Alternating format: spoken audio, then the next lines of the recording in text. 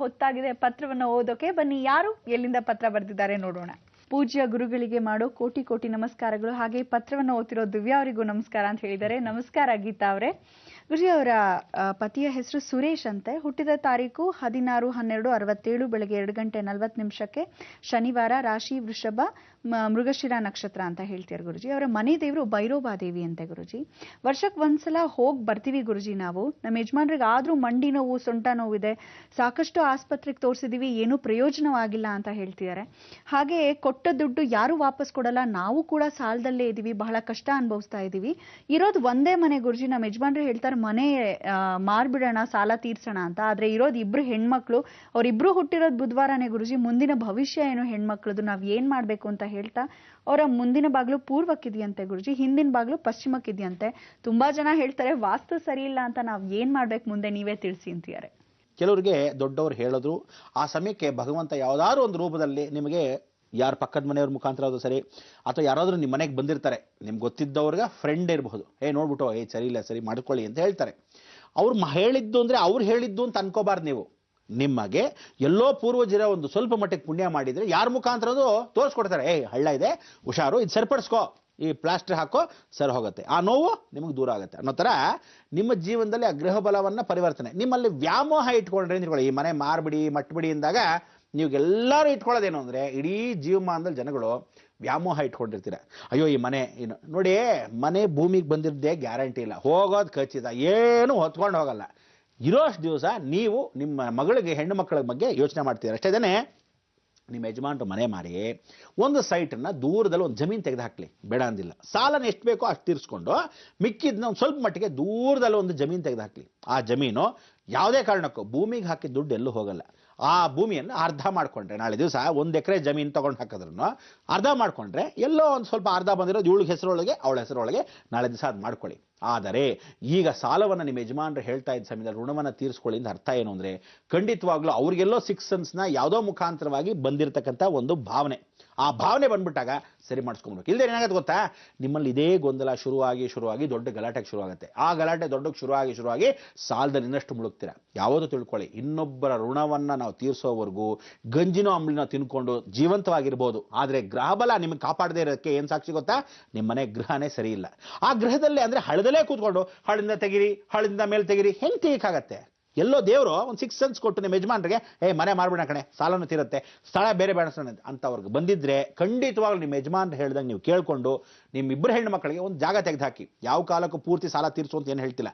ಒಂದು ಒಳ್ಳೆ ಜಾಗಕ್ಕೆ ಹೋದ್ರೆ ಅದರ ಬಲ ಸಿಗುತ್ತೆ. ಅದರಲ್ಲಿ ಬಂದಿರತಕ್ಕಂಥ ದುಡ್ಡಲ್ಲಿ ಸ್ವಲ್ಪ ಮಟ್ಟಿಗೆ ಏನೋ ಒಂದು ಆರ್ಥಿಕ ಪರಿಸ್ಥಿತಿ ಸರಿ ಹೋಗ್ತಾ ಬಂದ್ರೆ, ಯಾಕಂದ್ರೆ ಈ ಬಲ ಚೆನ್ನಾಗಿಲ್ದಿದ್ದಾಗ ಸರಿಪಡಿಸ್ಕೋಬೇಕು. ಅದರಿಂದ ಒಳ್ಳೆ ಜಾಗಕ್ಕೆ ಹೋಗಿ ನಿಮಗೆ ಆ ಸಾಲವನ್ನು ತೀರಿಸುವಷ್ಟು ಮಟ್ಟಿಗೆ ದುಡ್ಡು ಅಂತಲ್ಲ, ಇನ್ನಷ್ಟು ದುಡ್ಡು ಸ್ವಲ್ಪ ಮಟ್ಟಿಗೆ ಹೆಚ್ಚಾಗೇನೆ ಯಾರ್ದಾದ್ರೂ ಮುಖಾಂತರ ಆ ದೋಷಗಳನ್ನ ಕಳ್ಕೊಳ್ಳೋಕ್ಕೆ ನಿಮಗೆ ಹೆಚ್ಚಿನ ದುಡ್ಡು ಲಭ್ಯವಾಗಲಿ ಅಂತ ಭಗವಂತನ ನಾನು ಪ್ರಾರ್ಥನೆ ಮಾಡ್ತೀನಿ. ನಿಮ್ ಖಂಡಿತವಾಗ್ಲೂ ನಿಮ್ಮ ಯಜಮಾನ್ರ ಮಾತು ಕೇಳಿ, ಯಾರ ಮಾತು ಕೇಳದೆ ಸ್ಥಳ ಪಲಟನ ಮಾಡ್ಕೊಳ್ಳಿ. ಯಾಕಂದ್ರೆ ಗಂಡಸರಿಗೆ ಸಾಧಾರಣವಾಗಿ ಆ ಬುದ್ಧಿ ಬರೋದು ಬಹಳ ಕಷ್ಟ. ಹೆಂಗಸರಿಗೆ ಅತಿ ಶೀಘ್ರದಲ್ಲೇ ಒಳ್ಳೇದು ಮಾಡೋಣ ಅಂತ ಮಾಡ್ತೆ. ಆದ್ರೆ ಗಂಡಸರಿಗೆ ಆ ದೈವ ಭಕ್ತಿ ಬಂತು ಅಂದ್ರೆ ನಿಮಗೆ ಒಳ್ಳೆ ಟೈಮ್ ಬಂತು ಅಂತ ಅರ್ಥ. ಕೆಲವರೆಲ್ಲ ಮೊಂಡ್ರು, ಅವ್ನು ಯಾವನ ಹೇಳ್ಬಿಟ್ಟ, ನೀನ್ ಕೇಳ್ಬಿಟ್ಟೆ ನಾನು ಮನೆ ಮಾಡ್ಬೇಕೇನೆ ಅನ್ನೋ ಲೆವೆಲ್ಗೆ ಇರ್ತಾರೆ ಕೆಲವರು ಗಂಡಸರು. ನಿಮ್ಮ ಯಜಮಾನ್ರಿಗೆ ಪರಿವರ್ತನೆ ಆಗಿದೆ, ಒಳ್ಳೇದಾಗತ್ತೆ, ನಿಮ್ಮ ವಂಶ ಚೆನ್ನಾಗಿರ್ಲಿ ಅಂತ ನಾನು ಹಾರೈಸ್ತೀನಿ. ಒಳ್ಳೇದಾಗಲಿ ನಿಮ್ಗೆಲ್ಲರಿಗೂ. ಇನ್ನು ಮೇಲೆ ಯಾವುದೇ ಕಾರ್ಯಗಳನ್ನ ಎಲ್ಲೂ ಮಾಡಬೇಕಾಗಿಲ್ಲ. ನಮ್ಮದೇ ಆದ ಸಂಸ್ಥೆಯಲ್ಲಿ ಒಂದು ವಿಶೇಷವಾಗಿರ್ತಕ್ಕಂಥ ನಂಬರ್ ಕೊಡ್ತೀನಿ, ಲಕ್ಷಣವಾಗಿ ಅಟೆಂಡ್ ಮಾಡ್ತಾರೆ. ಟೈಮ್ಗೆ ನಿಮಗೆ ಆ ಸಮಯಕ್ಕೆ ಇದೇ ಮುಂದಿನ ವಾರದಿಂದ ಅಪಾಯಿಂಟ್ಮೆಂಟ್ ಸಿಗ್ತಾ ಹೋಗುತ್ತೆ. ಅಂದರೆ 10ನೇ ತಾರೀಕು ನಂತರ ನಿಮ್ಗೆಲ್ರಿಗೂ ಸಂತೋಷವಾಗಿ, ಅಂದರೆ ಇದರಲ್ಲಿ ನಾನೇನೋ ಹೆಮ್ಮೆ ಹೇಳ್ಕೊಳ್ಳೋಂಥ ಪ್ರಶ್ನೆ ಇಲ್ಲ.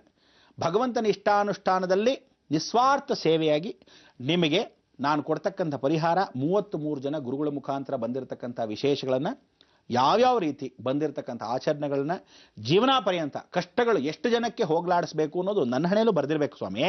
ನಿಮ್ಮ ಹಣೆಯಲ್ಲಿ ಮಾತ್ರ ಬರೆಯೋದಲ್ಲ, ನಾನು ಸಾಧಾರಣ ಮನುಷ್ಯನೇ, ನನ್ನ ಹಣೆಯಲ್ಲೂ ಬರೆದಿರ್ಬೇಕು. ಓಹೋ, ಇವನಿಗೆ ನೀವು ಪರಿಹಾರ ಕೊಡ್ಬೋದು, ಕೊಡಕ್ಕೆ ಸಾಧ್ಯವಿಲ್ಲ, ಟೈಮ್ ಆಗುತ್ತೆ ಆಗಲ್ಲ ಅನ್ನೋದು ನನ್ನ ಹಣೆಯಲ್ಲೂ ಬರೆದಿದ್ರೆ ಹೌದು ಎಲ್ರಿಗೂ ಆಗತ್ತೆ ಅನ್ನೋದು.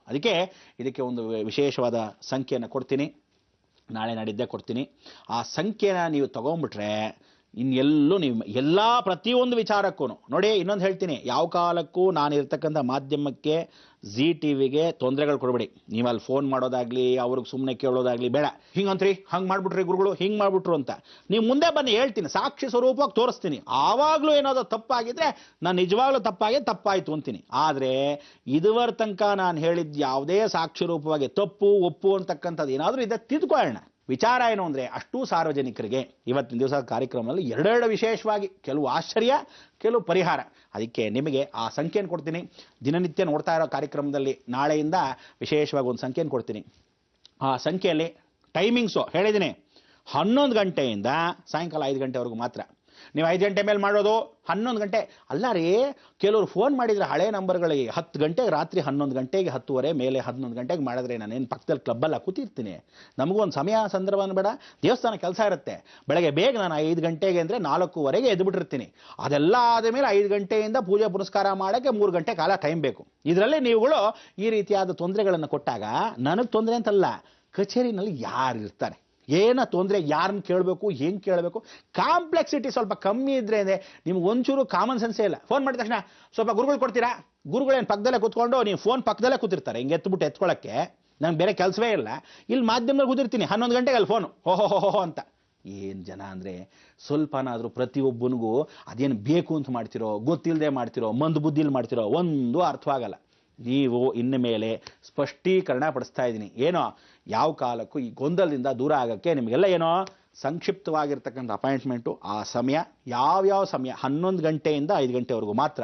ಕಚೇರಿ ನಂಬರ್ ಕೊಡ್ತೀನಿ, ಇದು ಡೈರೆಕ್ಟಾಗಿ ಆ ನಂಬರು ಲ್ಯಾಂಡ್ಲೈನೇ ಕೊಡ್ತೀನಿ. ಆ ಲ್ಯಾಂಡ್ಲೈನಲ್ಲಿ ಅಂದರೆ ಬರೀ ಕಚೇರಿದು, ಸಂಸ್ಥೆ ವಿಚಾರ ಏನಾದರೂ ಕೇಳ್ಬೋದು, ನಿಮ್ಮ ಅಪಾಯಿಂಟ್ಮೆಂಟ್ ವಿಚಾರ ಯಾವತ್ತಾದರೂ ಕೇಳ್ಕೊಬೋದು, ಎಲ್ಲವೂ ಹೇಳಿರ್ತೀನಿ. ಯಾವ ಕಾಲಕ್ಕೂ ನೀವು ಇನ್ನೊಬ್ಬರಿಗೆ ತೊಂದರೆ ಕೊಡೋದು, ಇನ್ನೊಬ್ಬನಿಗೆ ಅವನಿಗೋ ಕೇಳೋದು ಏನೇ ಮಾಡಬೇಕಾಗಿಲ್ಲ.